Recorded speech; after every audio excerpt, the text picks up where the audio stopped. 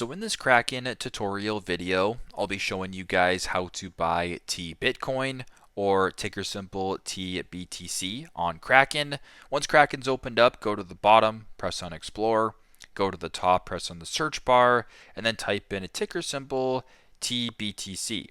Now, if you don't see it right here, press on X right here, cancel out of this, go back to the home screen, press on most popular, scroll down, and then press on see more, and then you're going to have to find it manually on the chart. So we're looking here for tBTC.